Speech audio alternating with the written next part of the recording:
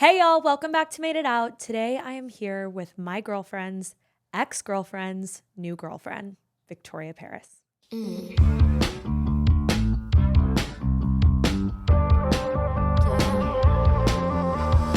Another week, another opportunity to talk about my underwear choices. This week we're talking about Tomboy X. They are the largest queer-run brand, and somehow there's still just 20 people in a basement. They offer something for everybody: swim, bra, underwear, lounge. From thongs to boy shorts, they have 12 different silhouettes in 3 different fabrics. And with their love at first wear guarantee, you can get your money back if you don't like them, no questions asked. Head over to tomboyx.com and use promo code MADEIT15 for 15% off your purchase and tell them Made It Out sent you. If you haven't heard of Bellesa, they're a by woman for everyone company that is completely flipping the script when it comes to sexual wellness. You've definitely seen Bellesa's viral toys all over your For You page. And of course, I had to hook all of you up. So my friends at Bellesa and I are sending out free toys or gift cards for everyone who signs up. You heard that right. Every single one of you wins something. Just click the link in the episode description or head to bbvibes.com/made. That's bbvibes.com/MADE. Okay, thanks for being here. Thanks for having me. Finally convinced you to come be on my podcast. Yay! I mean, how long did it take? Like 2 years of knowing each other? Yes. I'm you hard have a podcast. to get. Yeah, you are hard to get. Yeah. You're podcast avoidant. I am. Yeah. You know what? So one could say. But I finally reeled you in. Yes. Can you tell everybody how we know each other? Oh my God. Okay, so my girlfriend used to date your girlfriend. And now we all go on trips together. And now we're all best friends. Yeah. And some might think that's kind of weird. I know, yeah. But I actually think it's a beautiful thing that the universe made those two dates specifically so that you and I could be on this couch today. No, actually though, because I feel like we're such better friends than either of them were partners to each other. Like this was meant to happen. This is so this much makes better. way more sense. Yeah, like they needed us really badly. They both needed us. We were like recently in Mexico and you literally came up to me and said that. Yeah, like for sure. I was looking at photos of them together in like matching emoji tracksuits, and I was like, Mal, they needed us. Like they needed us. Desperate. Like desperately. My first impression meeting you, it was so brief Mm-hmm. because it was at Pride Mm-hmm. here. Yeah. It was my very first time hosting Pride with Mathilde. Yeah. And the night before we hosted Pride for the first time together, Mathilde called a thumbtack to come and chop our tree. What's a thumbtack? Yeah, what's a thumbtack? Like a TaskRabbit? Yeah, it's a TaskRabbit. Okay. Yeah. And he came and he took his shirt off and he took out his chainsaw and he was just hacking at all of our trees and all of our bushes the night before. This tree was like bare. I was like, oh my God, what is going on? Pile of wood, like above your knees, and it was just a mess. Anyways, he had chopped all of our lights in our bushes, so that morning I had to wake up and like string all the lights back up and I'd like be whatever. So pissed. I'd be like, I need my money back. Fucking Dugon is his name. So anyways, it was just kind of chaotic. It's always chaotic when yeah, but it's just like the week leading up to Pride is always just like a lot. Yeah. So I was on edge. I was drunk probably by the time you got there, and I think we literally met for like 1 second. Like 1 I said second. Hi to Mathilde briefly. I don't even remember if we met. I think like briefly we said hi. Like that was it. And then I feel like my first impression was I was like, Nico was one of my first girlfriends really that I've had. And she was like, yeah, we should go to this Pride party. It's at my ex-girlfriend's house. And I was like, oh no. I was like, I don't really like that.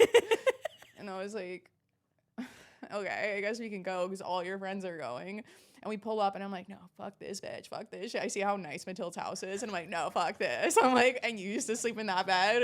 And she's showing me around the house. Like she lived here. And I'm like, like I don't like this. Oh no. And I was like, but I was so like, again, unnecessarily like mad at the world and aggressive Brie antidepressants. I remember like just needing to feel like I had like a big dick. I was like meeting Mathilde and I was like, nice to meet you, whatever. Like, and then literally the next time I saw you.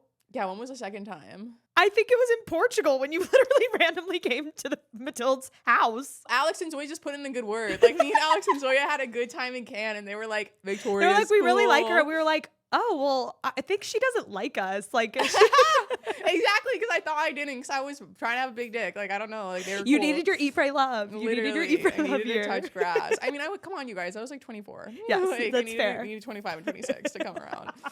Yeah. I can't wait to see you at my Oh my God, age. 30 is gonna be so lit. At 30 is lit. Are you one of those people who is scared to age? I am so excited to get old. I am aging like fine wine. Like, my jokes are only getting funnier and I'm only getting hotter. I feel that same way. Like, this is our peak. Not now, but later. I totally feel the same way. Did you peak in high school? I'm were you peaking like every year. were you like a popular girl in high school though? No, I don't think so. Like, I feel like I've always existed on the outskirt of the friend group.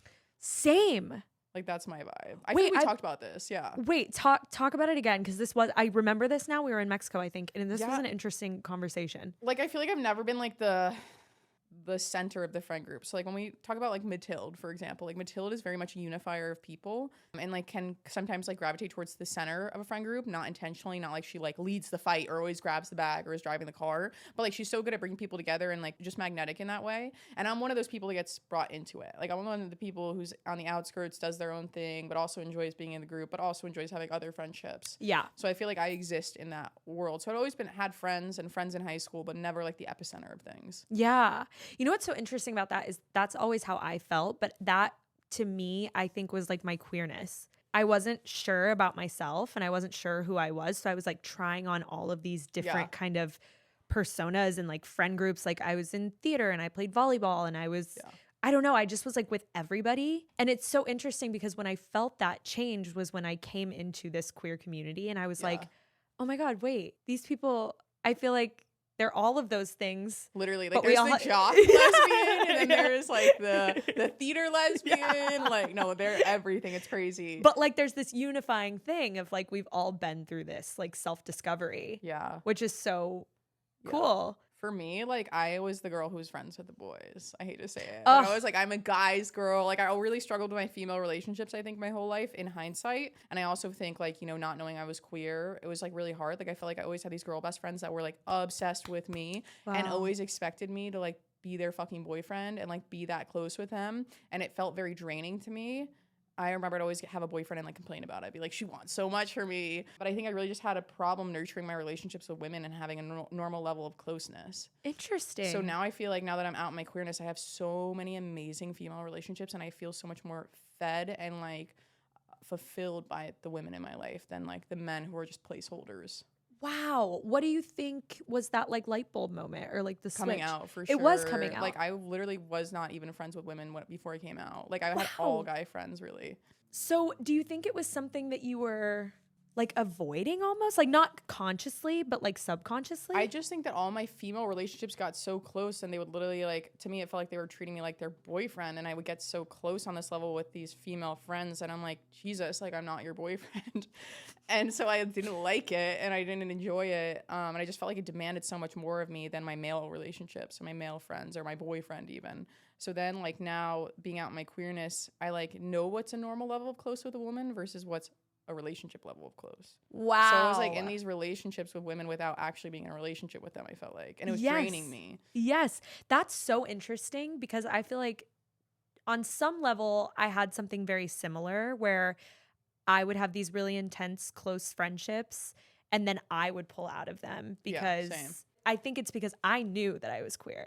Like it was like this thing of like not consciously but subconsciously it was like this thing of you're hurting me because you don't want the same thing as me, and so I would like pull out of these friendships. So you're the opposite of me. Like if we were in that friendship together and we got really close, I would pull away because it's like too much on me, and you would pull away because I'm not giving you enough. Right, is what you're saying. I think so. Yeah. And look at us here. Yeah, that's a real thing. Like analyzing like previous to coming out and like just being a young individual and not knowing you might be queer, navigating friendships with the same sex, not even knowing about your sexuality, and like just being able to get so much closer with them and being like, this feels weird. Like this feels like too much. It feels like a relationship, and I'm not even interested in you sexually because maybe you're not my type. Like not all girls are my type. Right. So like, yeah, it's just a weird thing.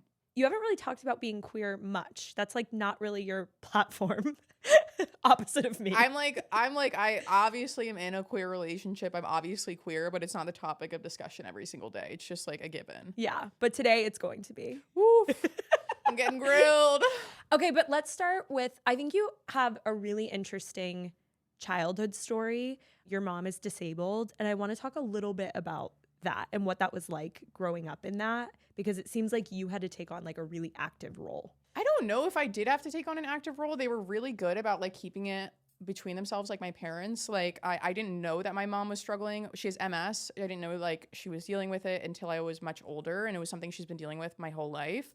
But it was like so many small things, you know, like in middle school, like of course I brought all the bags in for her. Of course, like, you know, like all the heavy lifting, all that kind of stuff, like stuff that might be taxing. Of course, like if we went to the mall, we would take little breaks and stuff. And you don't think anything of it, but now like as things change and life goes on, you realize like how different of an experience it was. Like when I go to the grocery store and I see things on the top shelf, I'm like, that's so inaccessible. Like when I see a curb, I'm like, and no like ramp when I see somebody parked in a handicap spot who shouldn't be. I'm like, it really strikes a chord with me a lot more than I think somebody who's not close to somebody who struggled with any kind of disability. But yeah, it was definitely a different childhood, but an amazing childhood nonetheless. Yeah.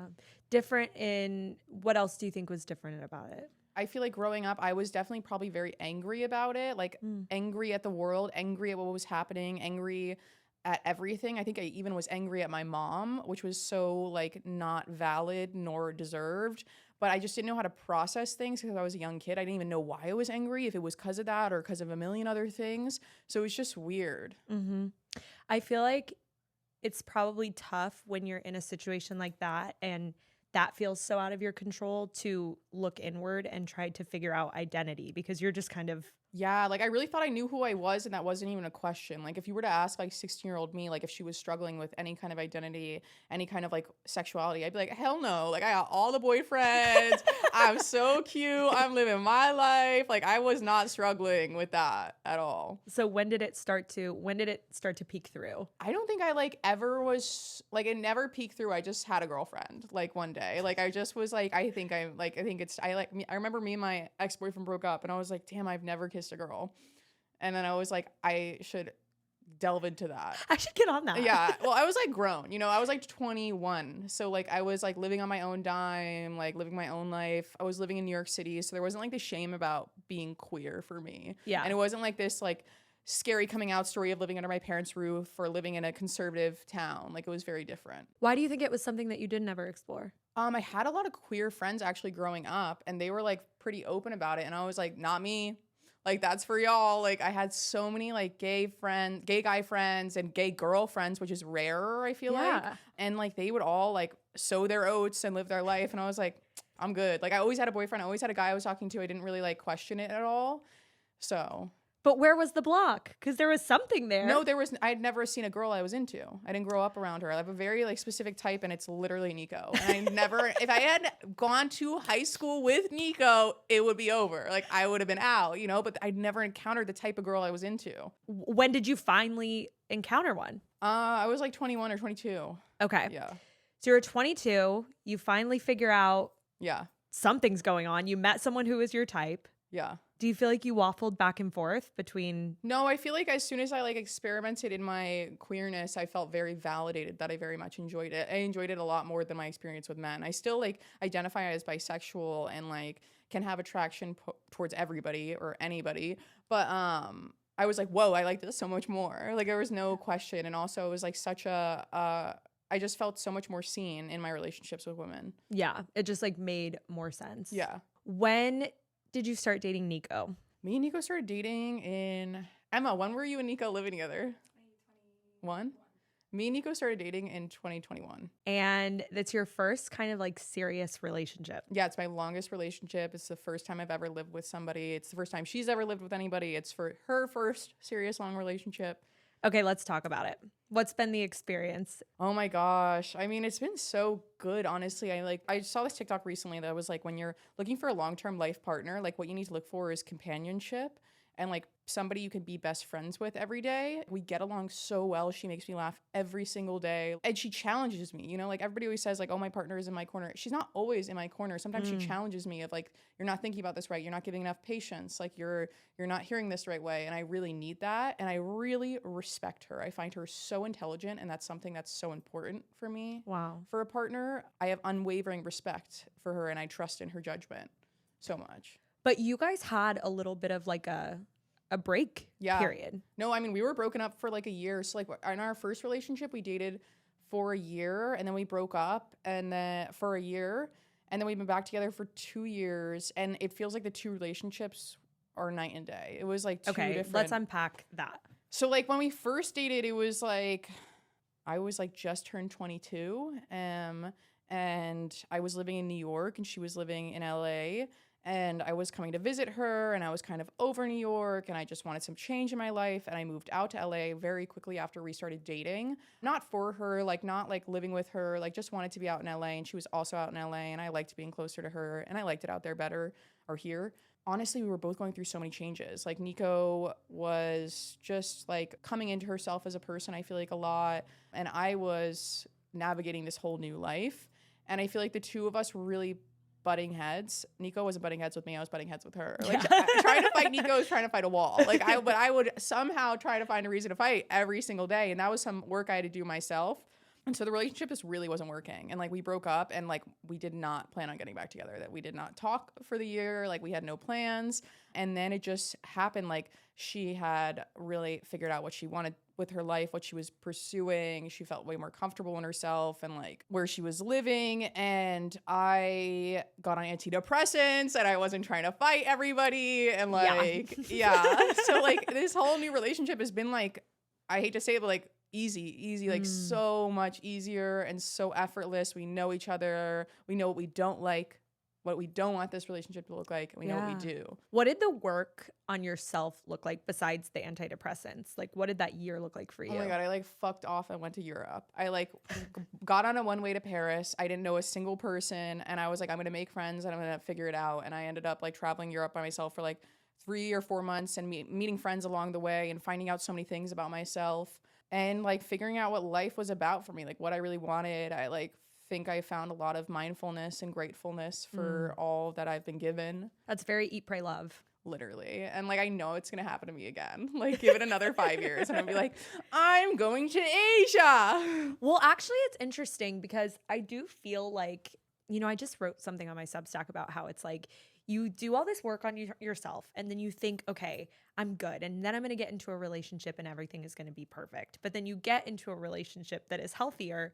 but then it almost becomes even harder because it's like a mirror up to you of like, hey, this is... The relationship is only as good as you can be good. Yeah. Like what you bring to it is how good it's going to get. Yeah. So it's like interesting that you both kind of went off, did work on yourself and then came back and were able to come to the table with like clarity. Yeah, we have like so many friends who reach out to us and even followers that reach out to me being like, how did you find your way back to each other? And I'm like, this wasn't the intention. Like we're not planning for this. And if you're gunning for that or breaking up with the hope that you get back together, like you probably won't. Yeah. Wow. That's a good point.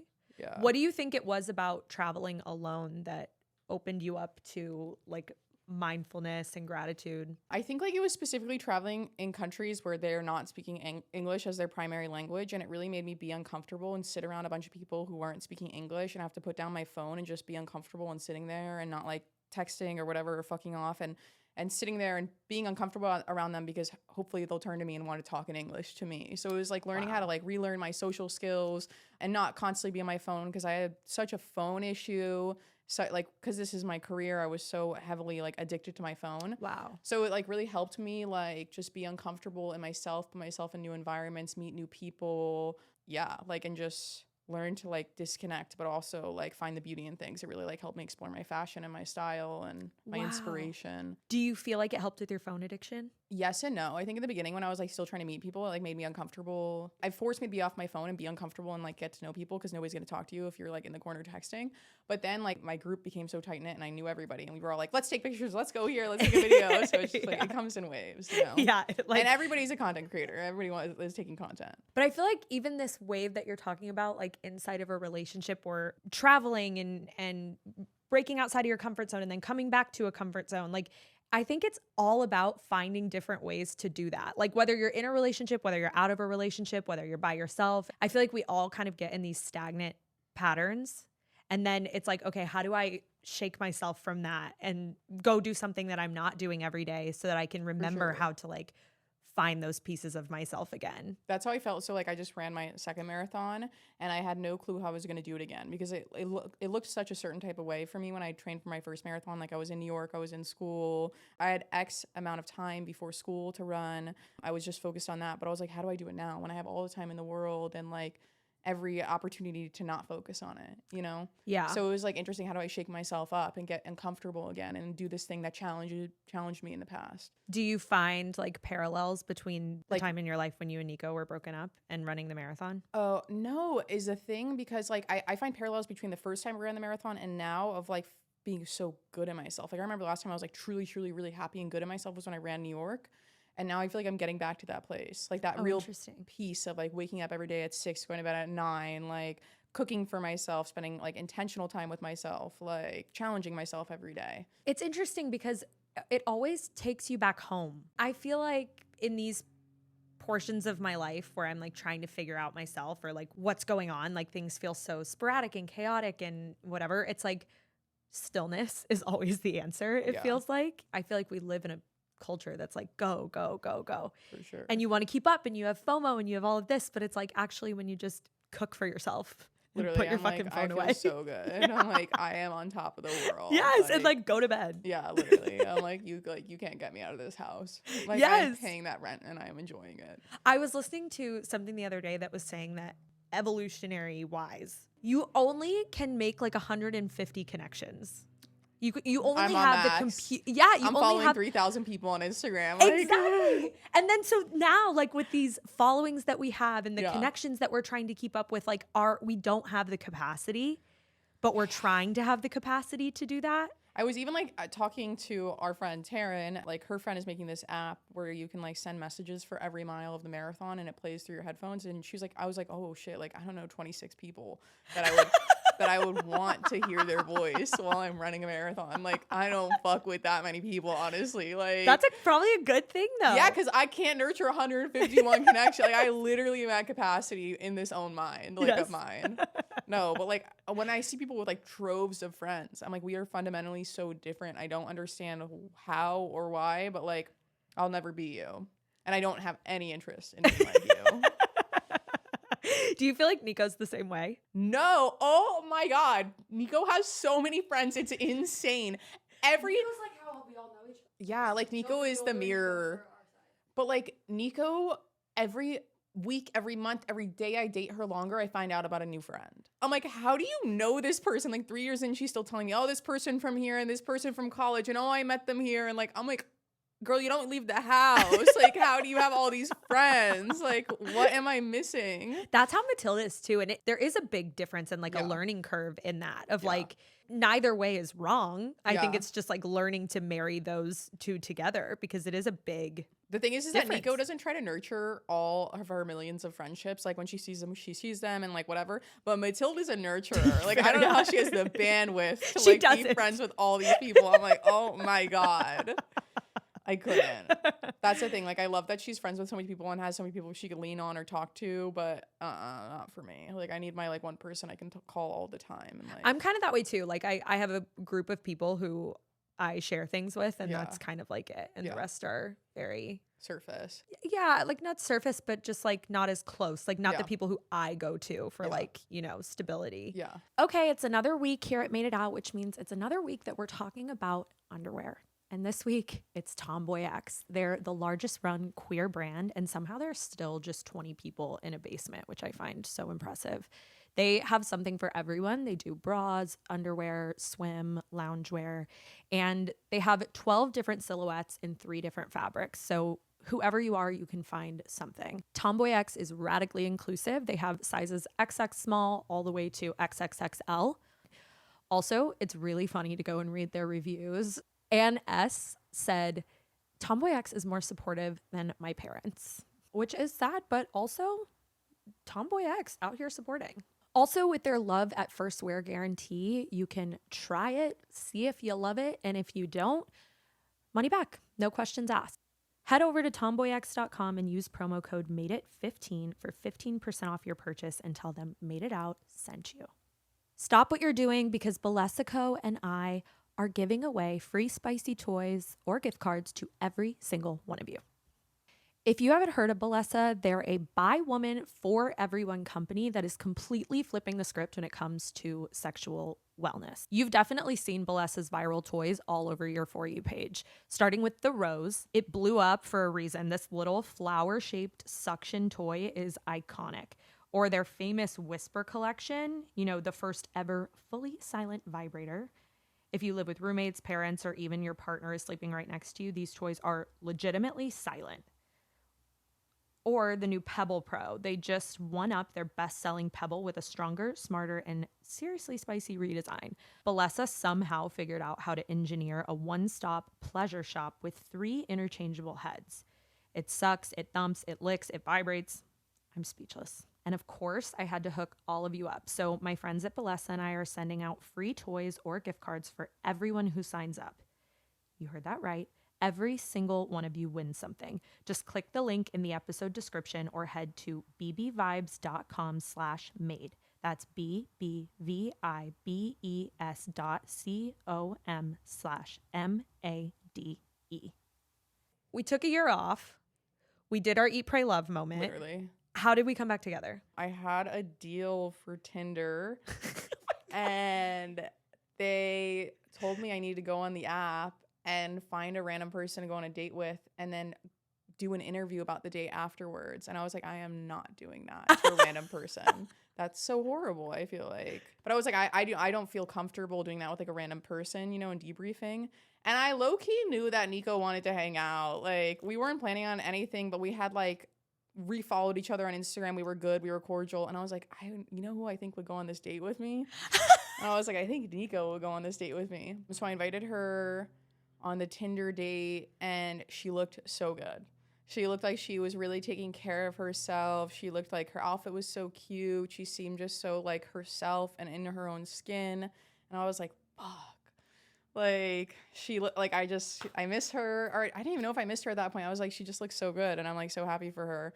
And then she like invited me to her pool for like a little pool party. And then we started hanging out more, but I was still like bopping back and forth between here and Europe. And I was like, I don't want to hurt your feelings. You know, like, I don't know where this is going. And she was like, I don't want you to hurt my feelings either. And I was like, I think I really just want to be with her. And so, yeah, we just kept going and seeing each other. Do you feel like you are the anxious in this relationship or the avoidant, or are you both avoidants? I can't tell. I can't tell what either of us are. I like, could not get a read on y'all. Oh yeah, no, like we're in this relationship, we're secure. Yeah, but everybody has tendencies. Like, which way do you lean? What's the opposite of anxious? Avoidant? No, because I'm so confrontational. Like, I'm definitely not avoidant. No. Nico is anxious but secure. I am aggressive but secure. Like, I don't have any problem picking a fight or like seeing it through, but like we're so good and so solid that we don't really see those sides of each other, I guess. It's really important for her to spend time with me too. It's like if she comes back from work and like I am out at a dinner and then gone here, she's gonna be like, I really missed you. Like, where were you? Or don't do that again, please. That's so cute. Yeah, but like we really lean on each other, but we're also very independent. Yeah, you can tell that. What was the coming back together like though? Because that's like hard to be apart, to have a breakup, to know like we have all of this in our past, and then to come back together. It's like, how do you kind of just know that? I don't think we were like overthinking the coming back together. We were letting it like kind of unravel itself and see where it went. Because I didn't like ask her to be my girlfriend again until a bit into us starting seeing each other again. So we were like casually seeing each other. And then like she came to Europe when I was like out in Europe again. I was shooting like my first magazine cover and she came and saw it. And I remember we were like about to leave Amsterdam and drive to Berlin. And we were in like the little hotel breakfast. And I took like one of my necklaces out from my jewelry collab that I was shooting. And it was an N or no, I think it was a V. I gave her the V. And I was like, will you be my girlfriend? Because I was like, she's come out here for me. Like we've been seeing each other. Like I need to formally ask her to be my girlfriend again, even though we were like really seeing each other. But it was really unraveling organically. We were having a lot of fun together and just meeting each other at our best during that time. And then I think once we got like we were officially back together and seeing each other every day and sharing our lives, we were like, okay, well, we shouldn't be getting back together for no reason. We should be getting back together for like an intentional like, we want to do this. We really want to do this. We want to have a good relationship. We want to see where this goes and take it to the next level. So like things like talking about moving in together, because we were very like scared of that when we first dated, or like what is future planning or family planning or like getting married look like. And so we started talking about that with actual like intention in this relationship versus like in our first relationship. I remember I'd try to talk to Nico about living together one day and she'd be like, well, there's a huge income disparity. Like, how is that ever going to work? Like, what is that going to look like for us? You know? And so it was like something that felt so out of touch for us. But in this second relationship, it was just like easy. Interesting. Why? Why do you think it was so much easier the second time around? I think she felt way more comfortable with me the second time around, and that like I was looking out for her and always want the best for her and vice versa. And like, you know, she also challenged her thinking of like moving with your partner doesn't always mean splitting the rent 50-50 or doing everything 50-50. Interesting. It like you carry different weights, and I think she was starting to understand that. Sometimes she'll pitch in more, she'll cook more one week, and I'll take out the trash more one week. She was learning like her footing in a serious long-term relationship, and how does that look? It's not just like split down the middle, everything's 50-50. Yeah. And how do we make that work? I feel like people don't talk about that enough, like, because I think that is the picture we get painted, just like everything is like fair, everything is equal. Yeah. But I think what they say is like everything should be fair. And I think it is also like something Matilda and I have, you know, like struggled to get to. We also work together. So it's like a lot of who does what and where. And we've been together 3 years. And I would say we're just now coming around to like, okay, like, does this feel okay? Does this feel okay? But like it takes a while to get into that. Yeah, and swing. like she had never lived with anybody, I'd never lived with anybody, so it seemed like inconceivable to move into these next steps. And like, what does that look like? You know? Yeah. And so do you think that your expectations versus reality, do you think it's been the same, very different? It's literally so much easier living together now. It's not like we have to schlep stuff between houses and like deal with time apart for no reason and like feel like we're like wasting our rent. Like it feels so much better now that we actually live together and can share a base. I think she was also worried that like design wise I would be so territorial, but like I'm not. Like I literally like donated half my shit when we moved into this new house because I knew it wasn't her vibe. And like honestly, it's probably not my vibe either anymore. But yeah, it's been a fun, cute little thing to kind of pan out and create this home and this life together. It's like really fulfilling and really like we are so happy. You've mentioned that it's an interesting time in your relationship because like everybody around you is moving to like these big next steps in their relationships. And so it's forcing you guys to kind of look and be like, okay, well, where are we? Yeah. What does that look like? Yeah, I mean, like I'm 26, but like all our friends and like all the people Nico's around are in their 30s, you know? So like everybody's getting married, they're doing IVF, they're finding sperm donors. Like, and I'm like, I just graduated college. And I'm like, no, I didn't. But career-wise and life-wise, I'm there with them. Like I'm in my 30s, I feel like just the way I am as a person, but like I'm in no rush. Like all our friends are getting engaged and stuff, and it actually seems so stressful on them and so much expectation. Like I wouldn't be surprised if me and Nico like eloped in 3 years or 4 years. But like that's the thing, in 3 years we'll have been dating for 6 or 7 years. Right. Like there's no rush. We waited 3 years to move in together, like went through a whole breakup and came back together. But like, yeah, there's no rush and we don't feel the pressure. I mean, like it's so crazy though as a woman to think about your biological clock and like preserving that. I mean, when our friends are freezing their eggs, like it's for self-preservation and for future planning, which I think is important and pertinent or whatever.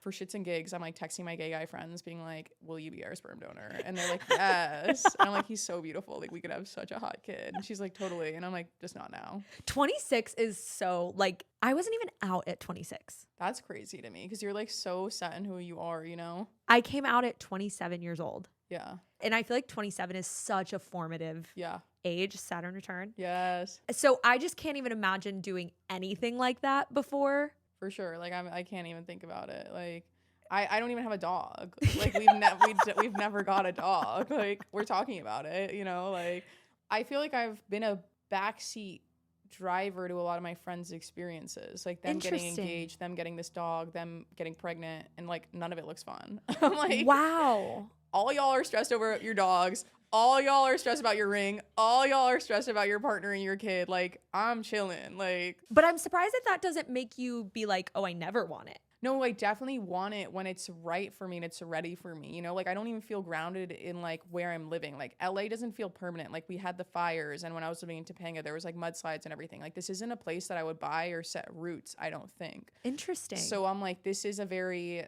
fleeting chapter of my life. I wonder what's next. Like me and Nico talk about it all the time. Like we literally got approved for a ranch in Wyoming, and we were supposed to move there before we moved into this house. But like we were just so worried about like the change in lifestyle, and is it too soon? So like we're not on the same path, I think, as everybody here and what they're doing. I think ours might look a little different in the next few years, but I'm curious like how that pans out. I mean, again, there is such like an age difference, like, Yeah. you know, with a lot of your friends, but I'm curious like how that's changed the way you view kids and marriage, and has it had like an effect on your I grew up and I was a nanny like my whole life. So I was like watching kids from a young age. I was a nanny like all throughout college. And I love kids. I adore kids so much and I definitely want to have kids. But like being in a queer relationship now, like I really want to adopt. Not to be like, I'm not tied to my genetics. Like I'm like, I don't need to look at a kid and like have them look at me to be like, have them look like me to be like, I love you. yeah. You know? So I feel like we could definitely like adopt, and I'd be really happy and fulfilled with that. And honestly, we could adopt at a much older age and not be so stressed by it and be so much more set in our lives, either financially or like emotionally, logistically. But Nico like really is tied to, she's Polish. She's 100% Polish. So she's very tied to like her genetics and like what her family went through to get here and like who she is, which I totally like see and think is valid. So like for us, we're still operating in two different wheelhouses for what kids will look like, you know? Yeah. And we're finding that like, literally Nico's baby. We're finding that like compromise. I mean, like I was like, okay, so we use your egg for one kid and we adopt the other, like 50-50. It is an interesting like thing to figure out and conversation to have. I feel like when Matilda and I first got together, I was like, 5 years, let's have kids, like blah, blah, Yeah. blah.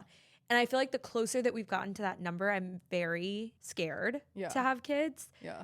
I feel so good in myself and I actually feel like I'd be an amazing mom, but the world. Bro, I was just reading about how the aqueducts or aquifers are all running out of water. And I'm like, every single world source of water is like is getting pulled from faster than it's being replenished. And I send this TikTok to Nico and she goes, damn, we really can't have kids. I'm like, exactly. Yes, like do you feel that moral panic? I think that's where I get to. Yeah, I think like as humans and as women, we innately like are just so tied to motherhood and like procreating and stuff like that like that outweighs it at a certain point. But like everybody feels that moral dilemma. Like no matter if like you don't care about the environment or the world, you still get scared when like your neighbor's house is getting flooded out. Yeah, I think that's like the question that I'm sitting with more and more now is just like, how do I feel about that? Yeah, I mean, I really just want not to be selfish, but to be selfish. Like I really want me to be happy before I focus on like, and not that I'm not happy, but like me to be happy always before I like pour that into a kid, you know? Like I feel like there was so much sacrifice from my parents for us and their parents before them. And I'm like, damn, like I don't want to sacrifice.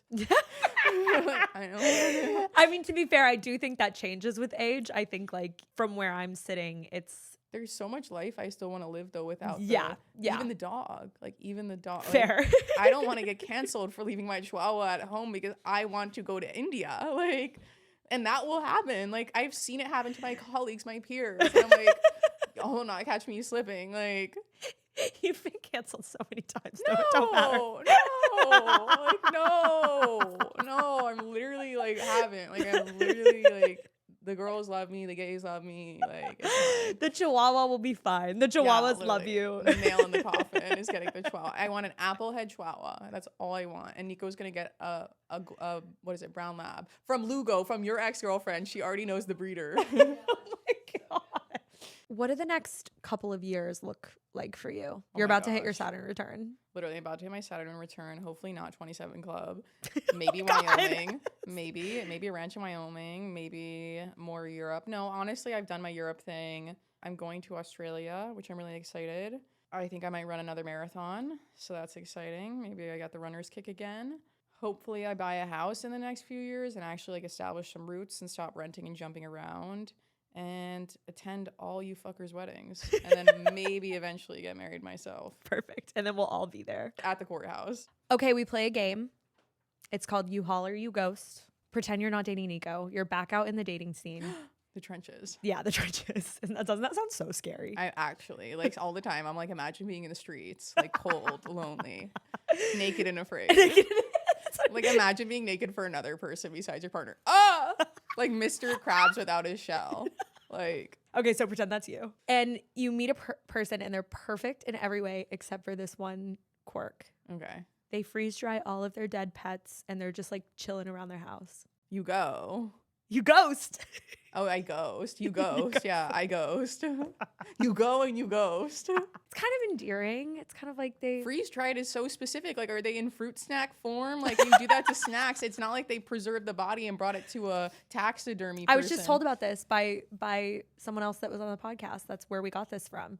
It's a brand new technique, and they freeze dry. Like, is it in its full form? Like, full form. Okay, so it's like taxidermied. It's like it's taxidermy. I mean, that's it's essentially fine, taxidermy. I guess. I was imagining like the freeze dried Trader Joe's strawberries. Like, It's just like yeah, like the tongue's all wrinkly and shit. But like, how many pets have you had to freeze dry? You know, that's a little weird. that could be alarming. I start asking questions like, why have all your pets died? Yeah, that's fair. Yeah. At this Okay, young so age, are you U-hauling them? I think it doesn't I'm bother not you as gonna much. U-haul. Okay, I you're don't. not I gonna think U-haul. yeah. I'm Okay. ghosting. Okay, what about they have a fear of elevators, so they won't let you ride in them, so you're always taking the stairs. U-Haul. I love taking the stairs. No, like I bitch. want to get my No, steps bitch. in. I lived in a 5th floor walk up for years. Like This is practicality comes in with this. I used to go on the stair climber every day for an hour. I've been training for this since the day I was born. Like that's perfect. What if you're in a hotel and it's like 50 floors? I'd be like, she has a disability. We gotta be put on an accessible floor. Like, put us lower. Okay, that's fair. She's You're gaming the crippling system. anxiety. This is, I think, a ghost for me. Oh, really? Okay. I think so. Because it's like, we're at the airport. We have bags. We're in a rush. We're missing our flight. Well, the first thing I thought of was Alex and Zoya, our friends, who Zoya has like anxiety about like small spaces, so she boards the plane last. And it started to make me think like, would I do that for my partner? And I was like, of course. Like I feel like Alex doesn't let it affect her, you know, like she still goes and does it. In an ideal world, you wouldn't have to take the stairs with them, but if they really need that, like I could do that for you. But I'm not doing it. Okay. This is one of those things where it's like, face your fear. Yeah. Get over it because you are inconveniencing our life. Yeah. And then true. it's like, then you have kids and now we're all not riding in the goddamn elevators. Yeah. Now I'm carrying kids, bags, Like if strollers. you live in New York City, that's extra horrible. This like is face your fear. yeah. Grow Okay. grow up a little. I'm still gonna U-Haul, but I understand and respect your My choice. boundary. Yeah, of course. Like more power to you. Okay, what about they answer serious questions in riddles? So like if I ask them like, do you love me? And they answer in a riddle like every single time, like I'm like, oh. Maybe not every single time, but honestly, even just like this quirk would kind of drive me nuts. I mean, No, I kind of like it. Like U-Haul, like me and Nico do this all the time. Like sometimes I'll be like, I have a brand deal, and she's like, oh, what category? And I'm like, food, and she's like, is it a meal service? Is it an app? And I'm like, and we played this whole game. Okay, like, keeps that's things fun. Interesting. that's fun. I like that. Yeah.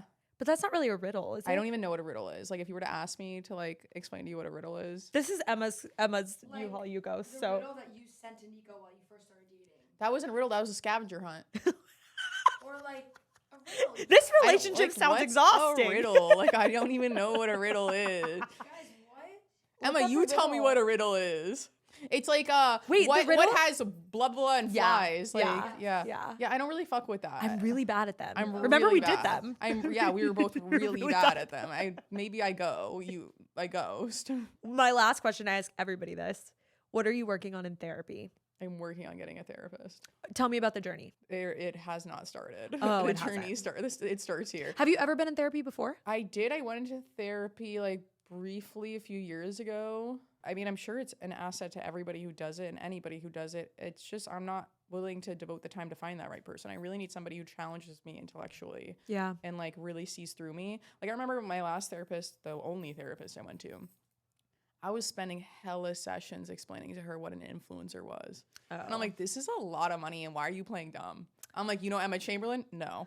I'm like, do you know David Dobrik? No. And I'm like, okay, you're purposely doing this shit. Like, I need somebody who like comes to me on the level of like, I slightly understand what you do and I slightly understand what the lifestyle could look like so that we can kind of understand each other Yeah. and discuss. But yeah, that takes a lot of work of like, you know, they try to act like they don't know anything and you're coming to a blank slate, Yeah. which like, I'm not paying for them hours to catch you up on internet theory. Yeah. I was in probably like a 4-month period where I didn't have a therapist. I stopped seeing one because I felt stagnant and like things weren't going right. And I was like, okay, everything's just going to fall into my lap. Like the right one's going to come. Manifesting. And it did. A listener was like, go to my therapist. Like Wait, that's she's so changed nice. my life, bugged me about it for months and months and months. And finally I reached out. I was like, hey, do you take insurance? She's like, no, but let's just do a consultation. Like, I really love the person that referred you. So the first consultation, it was supposed to be 15 minutes. It was like an hour and a Wow. half almost.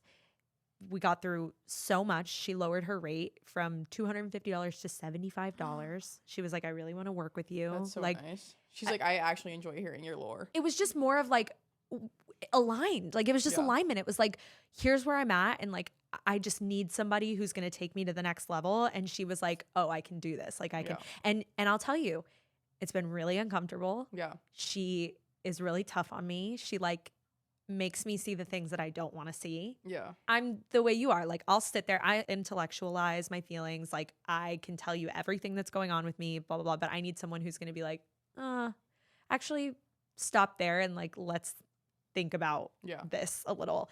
And yeah, it's been really uncomfortable and it's been really hard, but I think Yeah. it's been great for me. I think it's been great for my relationship. Like, just kind of getting a fresh perspective. Yeah. But I totally hear you about needing someone who's going to like call you and check you. And I told her that. I was very upfront about like, I need you to be this way with me. I welcome it. She's like, okay, I'm going to give you some feedback. Like, this is going to be tough feedback. She's like gentle about it, but it's good. So I think if you like go into it with that mindset and you're like, this is what I expect of a therapist, it'll be a lot easier to find one, because I think a therapist also will know, like, is that me or not? Like, my old therapist, I gave her that feedback and she was just too affirming. She just didn't want to. Yeah, there are a lot of therapists that just affirm, as I've heard. And you know what? For the time I was in my life, that was great. Like, Yeah. I needed her for that. A lot of people need that. Yeah, and it was perfect. But then I think it's just like about knowing yourself enough to know, like, okay, is this helping me? Is this the right person for me? Or like, do I Yeah. need to move on? Yeah. Dating. It's dating a therapist. It's dating a therapist. It really Literally, is. And I'm literally. trying to tell my mom the same thing because she's trying to look for one too. And it's like, you can't give up. It's hard work, but I'm more of a medication gal. I'll go that no, road and bitch, then I'll no. find a therapist. I'm like, oh, taking this pill, talking to someone, taking this pill. Both. Yeah, Both. literally. And that's where that is took what a I've pill learned. in the therapist's office to show Mal I was cool. Jesus And Christ. when I'm finding, Can you tell people where to find you? bitch, they know where to find me. And there I'm you just go. kidding. At Victoria Paris on all platforms except Depop. They won't give me at Victoria fucking Paris. It's like at Victoria Paris Closet, at Victoria Paris F, whatever. Fuck you on Depop with at embarrassing. Victoria Paris. Thank you for being here. Thanks for doing my podcast. Thank you for having me. Of course. Thank y'all for listening to today's episode. As always, help us spread the gay agenda by writing an Apple review, rating us on Spotify, and sharing with everyone you've ever met. And if you haven't yet, join our subscription community, Made It In, for exclusive Made It Out media shows, content, and chat rooms at madeitout.supercast.com. Made It Out is produced by Matilde Jordan and worked on solely by lesbians. Ran a marathon. My pussy almost fell out. Pelvic dysfunction.